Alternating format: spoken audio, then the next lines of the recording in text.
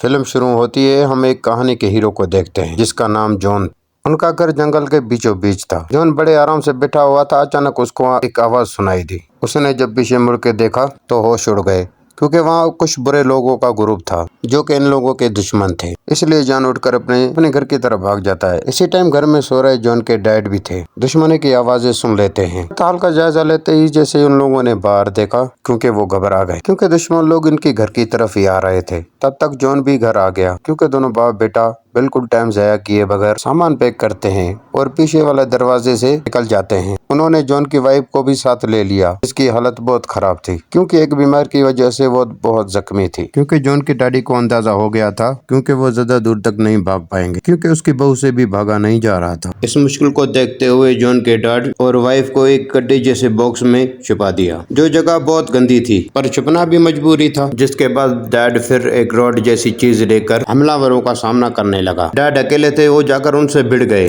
उन्होंने 3-4 बंदों को हमला करके मार गिराया, मगर अकेले कब तक उनका सामना करते। वो बहुत खतरनाक थे, इसलिए उन्होंने एक झटके में डैड पर हमला करके और बेरहमी से उनको मार डाला। ये सब गड्ढे में छुपे हुए जॉन और उसकी वाइफ देख रही थी। ये बहुत दुखी होकर रोने लगते हैं, बेबस थे, कुछ कर भी नहीं सकते। अब ना सिर्फ दुश्मनों ने उनके घर का सामान लूटा, बल्कि गलती से जो बैग उनसे छूट गया था वो उसे भी ले लेते हैं। वो बैग इनके लिए बहुत जरूरी था, क्योंकि उसमें जॉन की वाइफ की मेडिसिन थी। अगर उसे मेडिसिन ना मिली तो उसका इन्फेक्शन ज्यादा बढ़ सकता है। वो लोग इस चीज से परेशान हो ही रहे थे, तब फिर उनकी मायूस और ज्यादा बढ़ गई। जो वो देखते हैं दुश्मनों ने डैड की लाश को भी नहीं छोड़ा, जो उनकी लाश को शिकारियों की तरह लकड़ में बांध कर अपने साथ लेके जा रहे थे। कुछ टाइम बाद जॉन अपने वाइफ के साथ जब घर आया, वो घर के हालात देखकर बहुत दुखी हो जाता है, क्योंकि उन्होंने पूरे घर का बहुत बुरा हाल कर दिया था। और जब वो अपनी वाइफ का जख्म देखता है तो उसकी परेशानी और बढ़ गई, क्योंकि जख्म बहुत ज्यादा खराब हो चुका था, जिससे उसे इतना तेज बुखार हो गया वो बेहोश हो गई। अब आगे उन्हें कोई रास्ता नजर नहीं आ रहा था। हर तरफ मायूसी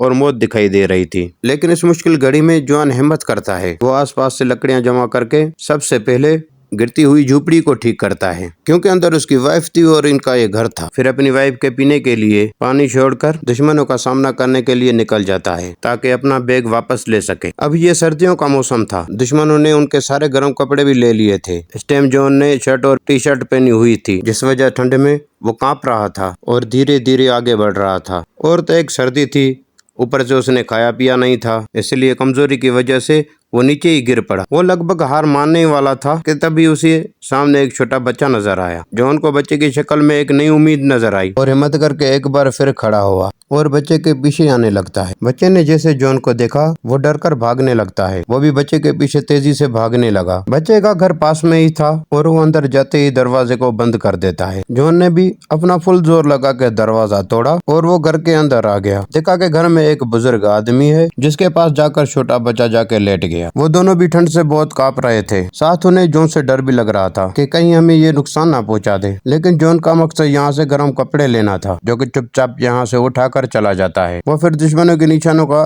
पता करके आगे बढ़ जाता है और एक नई जगह पर पहुंचता है, जहां आकर उसके होश ही उड़ जाते हैं, क्योंकि वहां सिर्फ अपने बाप की हड्डियों को ही पाता है, यानी उससे का मांस पका के दुश्मनों ने खा लिया था। ये नजारा देख के जॉन पूरी तरह से टूट गया था। फिर अपने दुख को संभालते हुए अपने डैड की हड्डियों को वही दफना देता है। अब जॉन गुस्से से पागल हो चुका था और दुश्मनों से बदला लेने का ठान लेता है, जिस इरादे से एक बार फिर आगे बढ़ गया। कुछ दूरी पे जाते हुए एक टेंट नजर आता है उसको। अब वो डायरेक्ट अंदर नहीं जा सकता। अब खतरे का जायजा लेने के लिए उसने पत्थर टेंट पे मारा, लेकिन अब तसल्ली हो गई उस टेंट में कोई नहीं है। वो अंदर चला गया। इधर उधर खोजने पर कुछ उसे सामान मिला, एक डब्बा, एक माचिस और एक सीटी मिली उसे, जो उन्हें अपने पास रख देता है कि शायद ये आगे चल के मुझे काम आ जाए। जैसे ये आगे बढ़ा उसको समझ में आया कि मैं रास्ता भटक गया हूँ। वो 2 से 3 बार फिर आकर वहीं वापस आ जाता था। वो समझ जाता है मैं रास्ता भूल गया हूँ, इसलिए फिर वो पेड़ के ऊपर चढ़ जाता है और फिर दुश्मनों का पता करने की कोशिश करता है। उसका ये आइडिया काम कर दिया। ऊपर चढ़ते ही कुछ दूर उसे धुआं नजर आ गया। ध्यान भटकने से उसका पैर फिसला और फिर इतनी ऊंचाई से नीचे गिर जाता है। लेकिन इसे मसला हो गया, गिरने की आवाज से जंगली कुत्तों का ध्यान इस तरफ हो गया था। अब जॉन बहुत सारे कुत्तों की आवाज सुनता है। अब जॉन अपनी जान बचाने के लिए भागने की कोशिश करता है, लेकिन एकदम से गिर पड़ा। पड़ा क्योंकि पेड़ से गिरने की वजह से उसकी टांग में गहरी चोट लग गई। अब इसलिए रेंगता हुआ आगे बढ़ने लगता है। ऐसे ही रात हो गई। जंगली कुत्तों का आने का भी डर बढ़ गया। तब यहाँ पे जॉन समझदारी करता है। वो लकड़ियां जमा करके आग लगाता है, फिर एक लकड़ी को मशाल की तरह जलाकर उसे कुत्तों का सामना करता है। अब जाहिर है कुत्ते तो आग से डरते ही हैं, इसलिए पास आने की हिम्मत ना करते हुए वहाँ से कुत्ते भाग जाते हैं। अब इसलिए जॉन बड़ी मुश्किल से अपनी जान बचा लेता है। फिर ऐसे ही इधर जॉन सो जाता है। जब अगली सुबह उसकी आंख खुली तो कुत्ते वहाँ से गायब थे। जॉन फिर से आगे बढ़ा। इस बार वो देखता है कि नदी के पानी में से खून आ रहा है। ये देखने के लिए थोड़ा पीछे गया, जहाँ वो एक औरत को देखता है जो नदी के पानी में खून से भरे हुए चाकू धो रही थी।